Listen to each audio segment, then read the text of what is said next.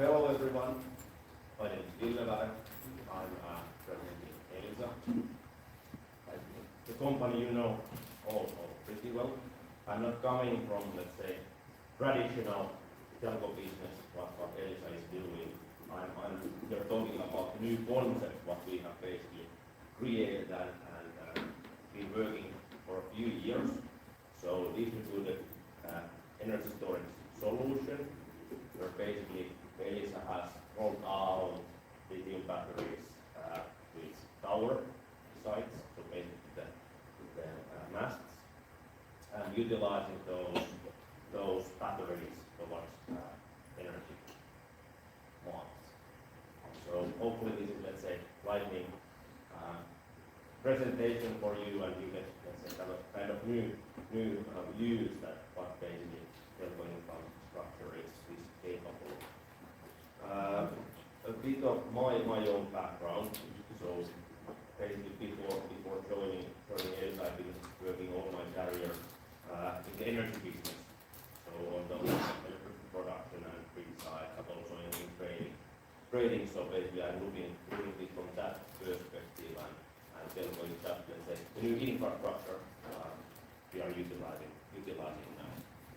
And don't hesitate to big questions if something comes into your mind. Shortly about the content of my presentation, of course, why we are basically doing this, what is the big picture, then about the case Elisa Finland, and then a bit about the economic value of this on the high level, and let's say our learnings, how does this affect on the network quality. Okay, to start with that, why we are doing this, what is the reason behind of all this, let's say, energy transition? Well, it's the climate change. I think we all hear almost every day in the news that how there are heat waves and let's say different kind of extreme weather conditions.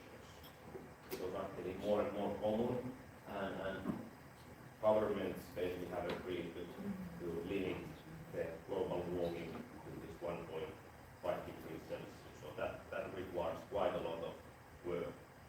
And for this tackling the climate change, there are like different tools. So energy production and emissions related that are really key here. And EU has their own targets, basically increase the proportion of renewable energy in everything from 22 to 42.5% only like in well, we have 7 years basically left, so let's say that we are in a hurry. And on the right side there is a number of how many gigawatts of new wind power capacity needs to be installed basically in EU to basically reach this target. And I think, well, electricity production is now in let's say, kind of going in a good direction. The emissions have been decreasing, and let's say solar and wind start to be the cheapest ways to produce electricity. And that's of course a good thing. And here we can see EU forecast might be that the goals are a bit unclear, but basically in the bottom is the wind, and the yellowish is the solar. So we can basically see that how much does the proportion of renewable increase. It increases really heavily, and also the electricity consumption in general, it does grow really heavily in Europe. Basically electrify everything, transportation, heating, and so on. So that's like one big reason why the electricity consumption does increase. But it doesn't, wind doesn't blow always, sun doesn't shine always. So basically, what to do so that we have the lights on all the time. In electricity grid, you need to produce and consume exactly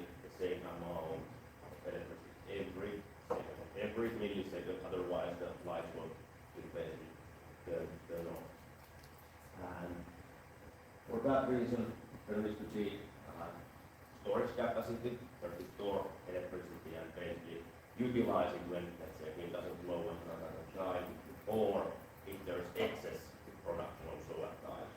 So this is how EU basically sees that how that capacity grow, and we can see that, well, it triples only now in, well, 7 to 8 years. That's huge growth. And on this very big, well, it basically becomes 10 times compared to the current situation. And if we look this from Telco perspective, why does this matter? Well, electricity is, or at least has been, only of the cost for the telco companies, depending on the, how it's calculated, but based on public analysis, the energy basically is 40% from the network OpEx. So it's quite significant.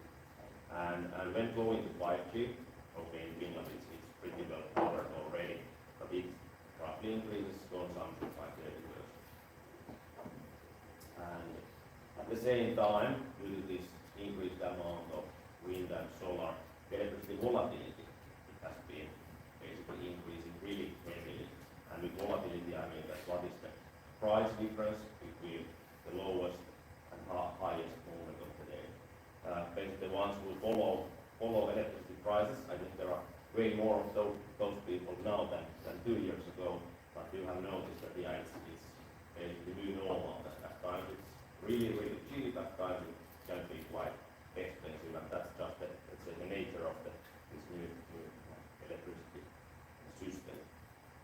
And okay, how to basically avoid these costs or high prices? Well, you can of course decrease consumption. There are different solutions for that, or optimize the consumption. That's basically what we are doing. So basically using electricity as much as we can when it's cheap, and not using electricity when it's expensive. And why we started to look at this in the telco environment. There are investments for the batteries coming also in the big scale batteries, but why did we take a look at the telco infrastructure? No better. Okay. Hopefully I was speaking loud enough also in the beginning. But yeah, why we started to look this in the telco infrastructure? Well, if we look, for example, the Finnish market, also many other countries, there is this legal requirement basically to have the backup capacity for 3 hours roughly, depends of course a bit, but there is already this requirement. There are traditionally lead-acid batteries at all the tower sites. And it means that the infrastructure does exist. On the left side, we have basically listed the different cost elements of the storage capacity itself on the telco, and then on the centralized batteries. And on the right side, this is the power equipment, so basically rectifiers and basically grid connection. So if we compare these costs, we basically realize that, okay, the infrastructure does exist, but the investment cost is way lower than building from the scratch, basically the batteries. Because the grid connection is there, the cabin is there, the rectifiers are there, the battery racks are there. Okay, you need to invest in the batteries, but the infrastructure does exist. That's why Elis also started to look at, okay, there is this sustainability angle, renewable energy needed, balancing needed, and we have basically infrastructure where the batteries could be utilized. Natural, okay. Then go into this EES, so distributed energy storage solution, what it actually is.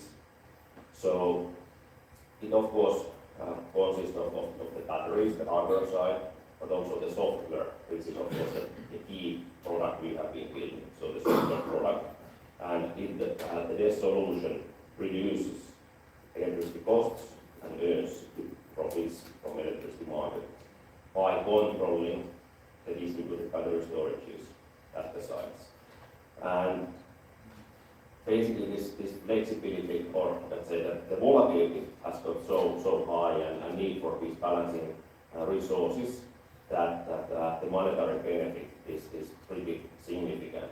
Depends of course what is your current electricity price, but what we have seen and let's say using the public numbers, you can basically get more than 50% of your electricity costs as a profit side. So quite significant benefits. So if you think that you pay 100 for the electricity cost, you would get basically 50 or even more from benefits from this. A bit of story basically how this has gone at Elisa. So 2020, Elisa started first time investigated lithium batteries and built the remote connectivity basically this power equipment to get a better picture about that. And 21, first lithium battery was basically ordered for the pilot purposes and tested in small scale. And then in 22 really started to happen. So basically, then we started to build a team for this, make basically the business cases and how the money can be made there. And basically in June, we got certified to Fingrix, one of the research market places, that yes, this equipment is good, it can be utilized in these research markets. And basically now, for 1 year, we have been actively in the electricity markets, basically making money and trading this flexibility. And this of course 24/7 operations happens basically every hour and every day. So it's of course, let's say, a bit of new perspective coming from the development, creating a product, and now we are basically running the system all the time. So what this solution actually is. So here is a simplified graph and some numbers of the Elisa case. So when the rollout is finished, it's 2,100 tower sites, which are then equipped with the lithium batteries. 150 megawatt hour of battery capacity and with more than 20,000 tons of CO2 savings, or up to 21,000 tons decreasing the CO2 emissions. About this graph, so on the left side is the telco network, so basically the towers and the batteries. Basically, the old lead-acid batteries have been replaced and the battery capacity has been increased. So in the history, if you consider that it was 3 hours, now we have made way more, depending on a bit on the site, but 6 to 9 hours or even more at some sites. So we have quite a lot of extra capacity, bringing resilience and bringing this possible to be utilized in the electricity markets. So we don't touch the backup power. That's let's say always reserved for that purpose. And the DES side here, that's basically the software we have created. So it has kind of like 3 parts. It's first the communication and controllability to sites, so that we can basically get the real-time data from all the sites, and we can send the commands basically how the sites should function, charge at this power or discharge at this power. And on the right hand side is the integration to markets. So basically, here is described with a node pool. Node pool is basically the power exchange where the electricity is being procured, and Fingrid is the transmission system operator running these balancing markets. So we have the integration there, and that's where basically trading happens. And in the middle, between the connectivity and controllability and electricity markets is the AI engine basically that optimizes that, okay, how much we have capacity at certain time, what is our battery state of charge, how do the market prices look like, how windy it is tomorrow, and these kind of things, and then optimizes basically this capacity so that it's efficiently used. And yeah, so savings in the electricity procurement, revenue from these balancing markets, and of course this supports in general the renewables. Basically, roughly saying that usually when electricity price is low, it basically means that there's lots of variable renewables in the grid. And when it's expensive, we try to avoid consuming electricity. And usually then, let's say, electricity is at its dirtiest because there is no renewables in the grid. And of course, improving the resilience of the power grid, but also of ELISA Telco grid. And what we do in practice, this is just a simplified graph. So default mode is, let's say, we don't do any controllability. It is as it is. So utilizing the power from the grid, not using the battery. And when grid needs more power, on this second picture here, we start to utilize the battery. So we discharge battery and stop taking electricity from the grid. So the effect is basically the same as we would, as a power plant, we will basically increase our production.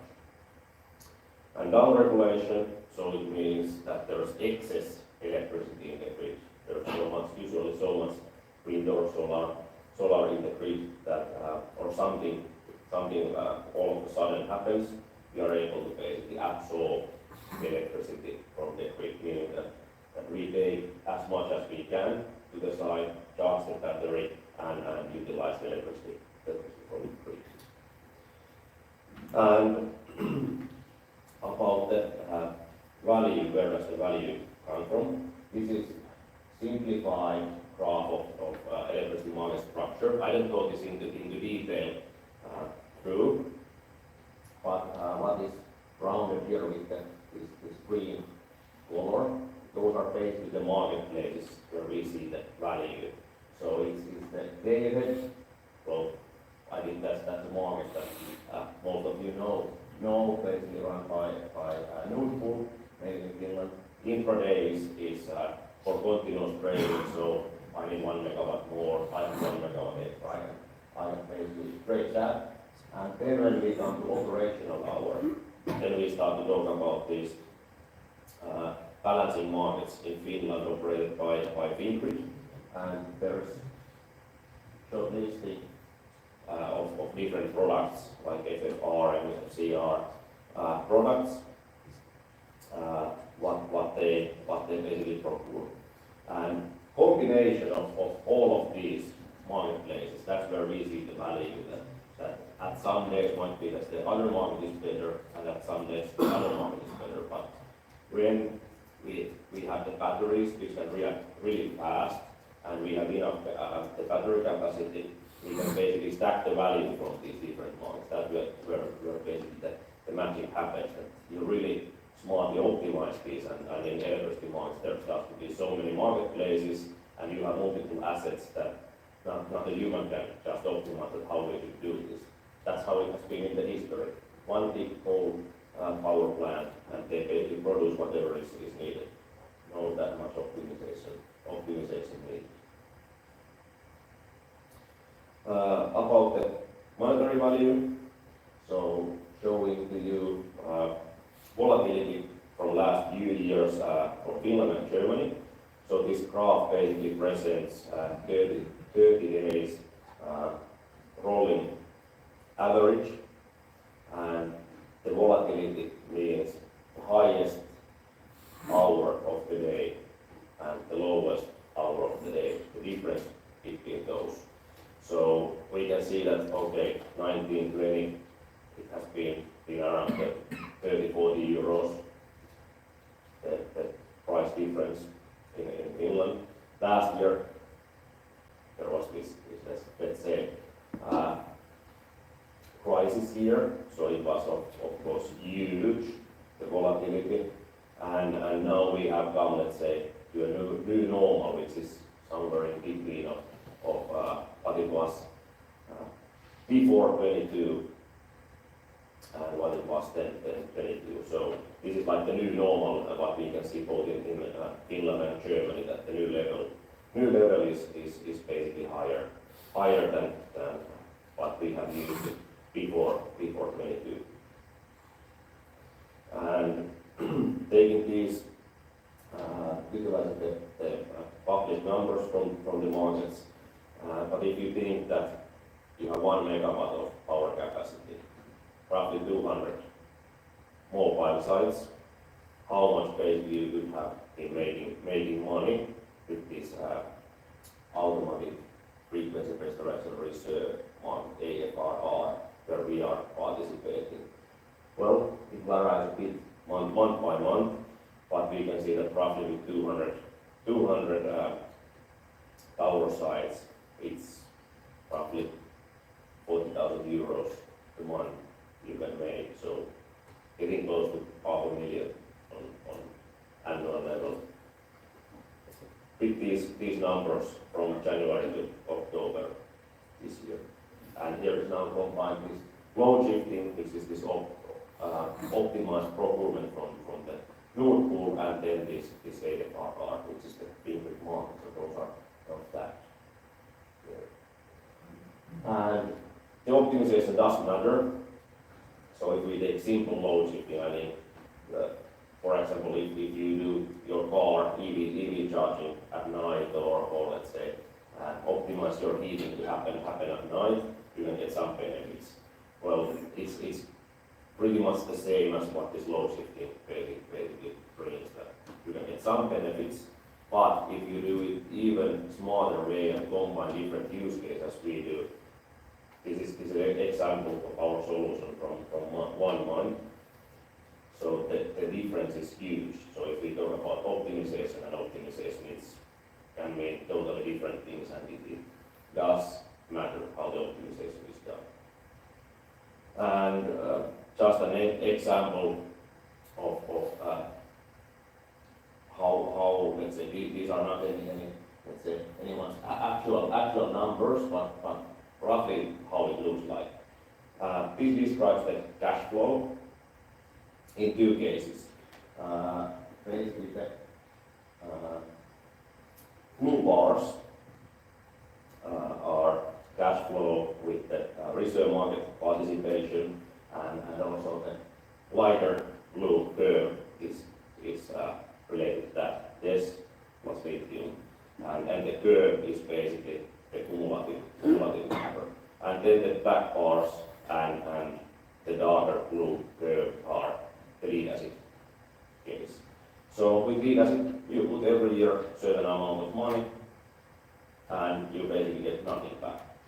But with this solution, in this case, it's the investment is made like in 2 years. But in this case, you invest in the beginning for the batteries a bit more, but then you basically start to earn money from that. And if you look at 10-year period, so there's significant difference between those two. So basically turning and making the batteries to make some money. Then you need to replace the batteries. Well, with lead acid, I think it's 5, 6, 7 years. Can you repeat the question?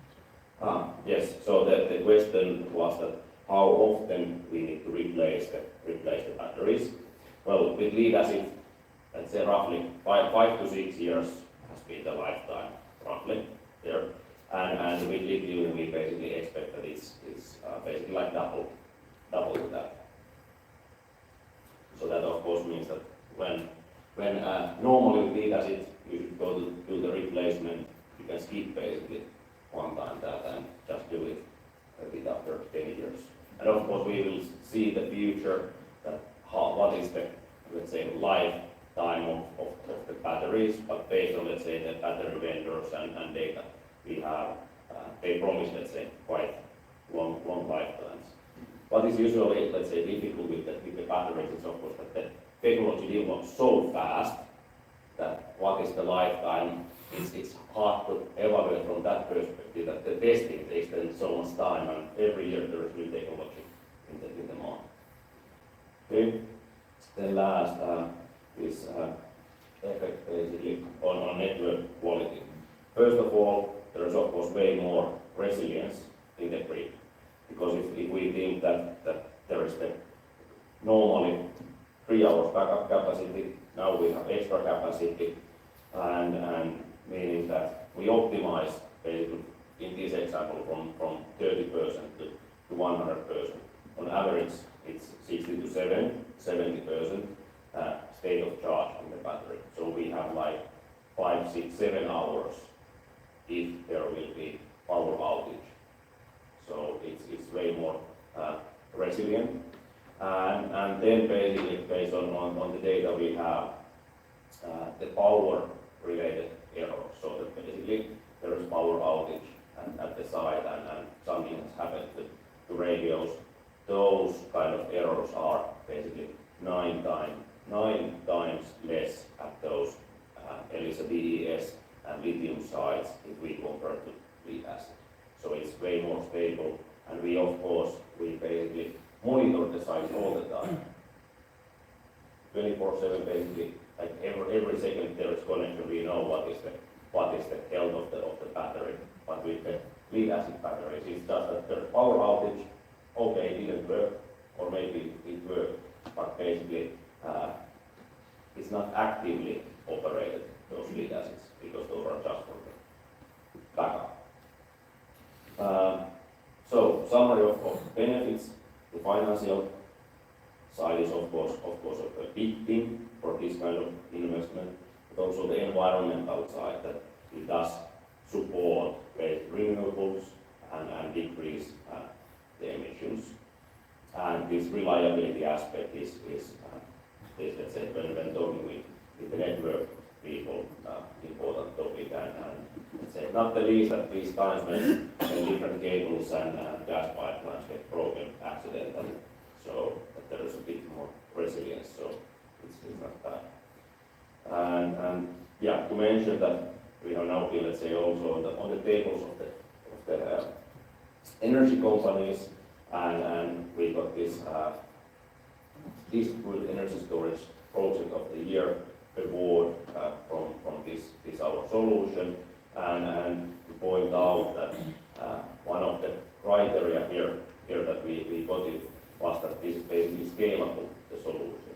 So it could be scaled also to other telcos, and maybe that's how the software has been built. So that it can be utilized also by others, and we of course are happy to see also other companies jumping into this. Yes. Thank you. Question. One question, if you don't mind. So you mentioned that you're also monitoring the wind conditions and all of that. So I mean, are you also upstream provider yourself? So do you have like the wind towers? Was usually those are somewhere up high, or is it just that you're kind of shorting what is in the grid? Yeah, so we are basically utilizing that for let's say forecasting the prices, for example. So that in general in the Finnish market and Swedish market, that okay, how does the price looks tomorrow and what hours are, let's say, the most beneficial. So that's basically from the market perspective, from the price. You're not an upstream yourself. You're not an upstream yourself. You don't have, like on the sales side, you don't have. No. So you mentioned scalability. So when can I expect to buy Yeah, so you mentioned the scalability. So when can I expect to buy a box from Elisa that I connect to my own inverter and battery pack in my home? And basically what kind of margins will it take if I allow you to use my battery pack at home? Well, good question, and of course, first of all, now that the focus on this is of course on the telco infrastructure. But yeah, we have of course, let's say, taken a look also in the let's say, residential or household side as well, that how this could be utilized. But yeah, let's say it's coming, but I cannot say exact numbers or timelines to this. Well, thanks, Ville. Give him a big hand.